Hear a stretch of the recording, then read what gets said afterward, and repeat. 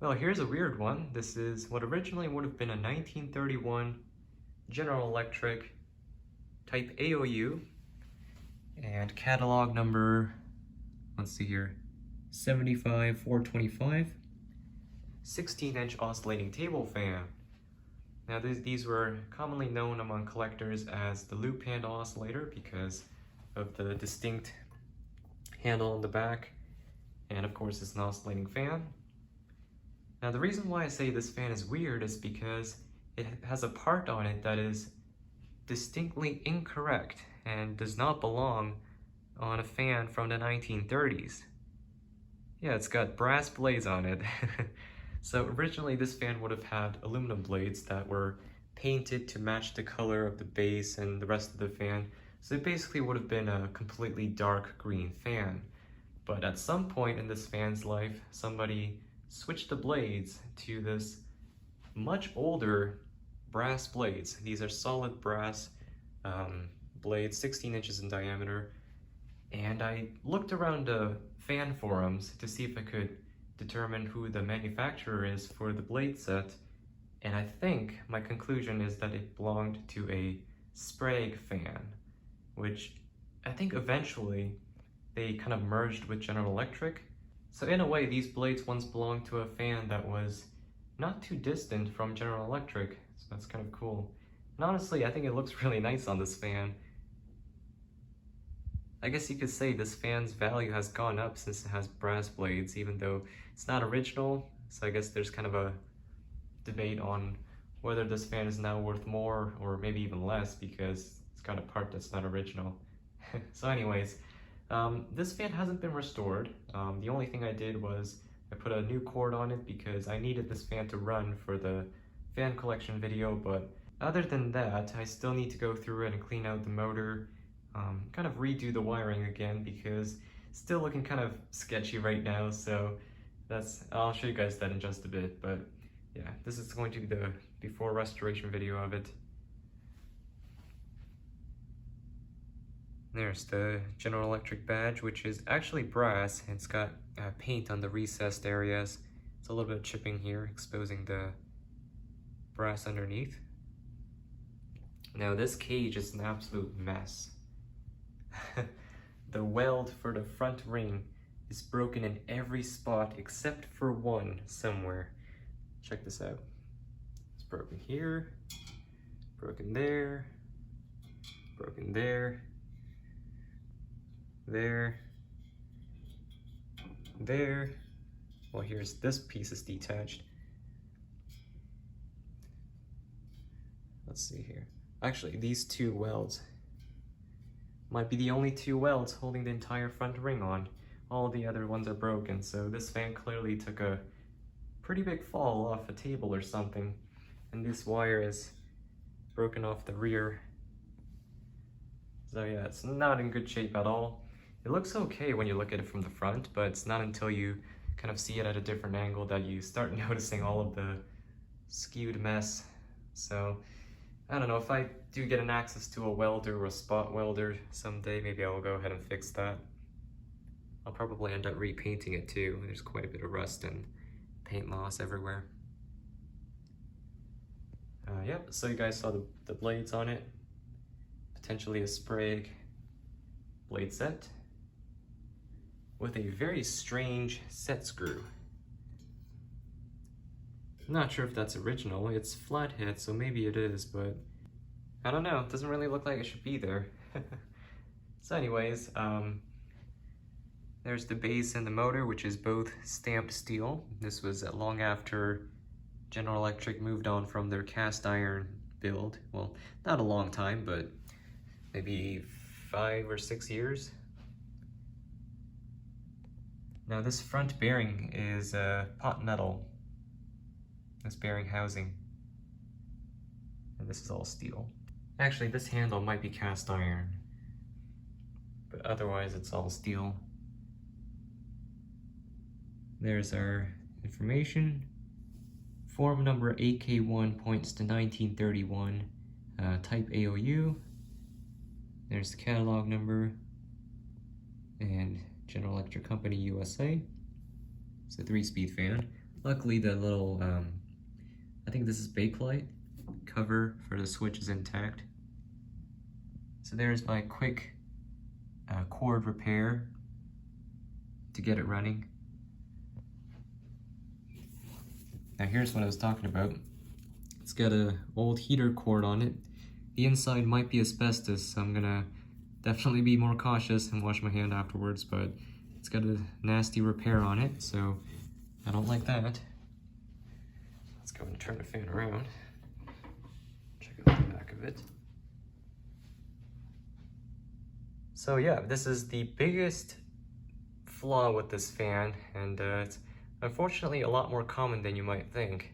So this back bearing housing / the oscillator gearbox is all made of pot metal, and it's very brittle, especially as it gets old. So I'm assuming that at one point this completely shattered and the owner kind of shaved off the remains of the oscillator gearbox and cut the oscillator worm gear off of the motor shaft and lazily just painted it with green paint.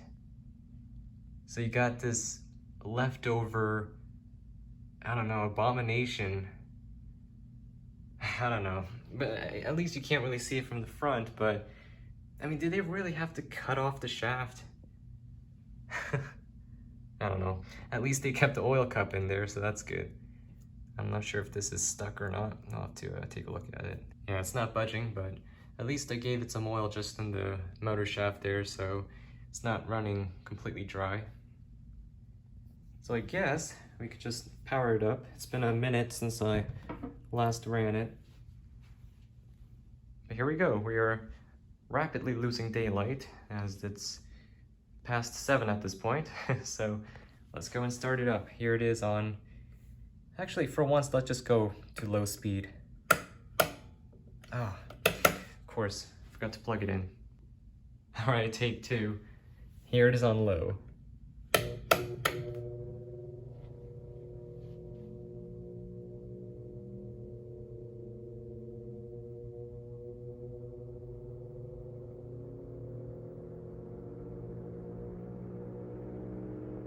It's got quite a startup.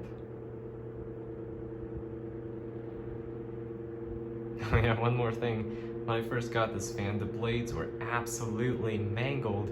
One of the wings were completely bent. It actually has a very bad crease in it. And I couldn't run it actually. One of the blades were hitting the blade strut. So obviously it wouldn't run, and when I kind of tweaked it a bit, it ran, but it was shaking like there was no tomorrow. So I had to take some time. Actually, it took me a good hour or 2 getting the blades balanced, but luckily, right now it runs almost perfectly actually, almost no balance at all. I was actually really surprised that I was able to even balance it, considering how bad it was at the beginning. So anyways, there it is on low. It's very quiet despite the hum. As in, like, the fan blades are hardly making any noise. Yeah, that motor hum is kind of a GE icon, I guess. A lot of GEs in the 30s and 40s, they just have that whining sound. Yeah, otherwise it's a very quiet fan, moves a very good amount of air. Yeah, if it wasn't for that whine, this fan would be nearly silent. Alright, so let's bump it up to medium. So obviously in this video I won't be able to, well, ever demonstrate the oscillator because it's not even there. So it's a stationary fan now.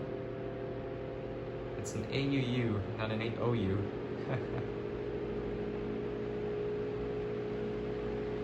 Yep, so a bit of a speed increase there. So we know that the speed coil does work.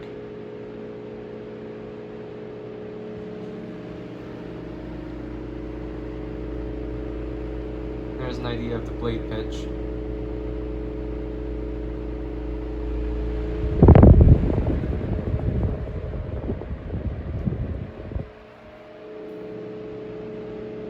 Yeah, it's a good runner.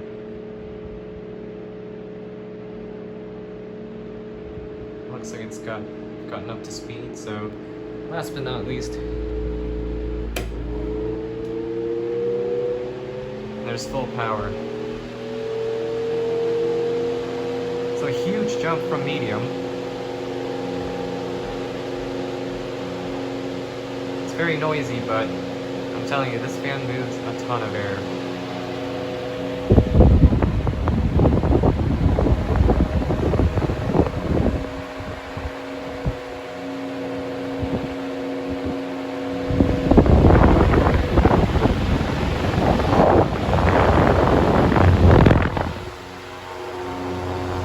Pretty much zero vibration, can you believe that?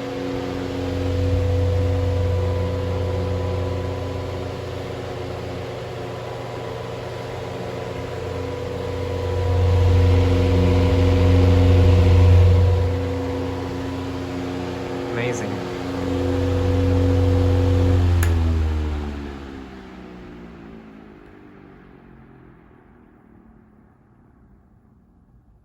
So we'll have to get this fan cleaned up and, you know, taken care of. I'll have to redo the wiring to make it a little bit nicer and a bit safer. Yeah, the motor needs to be cleaned out too. Yeah, spin down time could be better. So anyways, that is the 1931 General Electric Type AOU with a, what I believe, a Sprague 16-inch blade set. Definitely a very interesting Franken-Fan we have here. So anyways, stay tuned for like one of those restoration videos, and of course a final product video when I complete it. I'm not sure when that will be. It's not really a high priority project as of now, so maybe sometime next year. Anyways, that's gonna be it for this one, so thanks for watching guys, and as always, I'll catch you guys in the next one. Peace.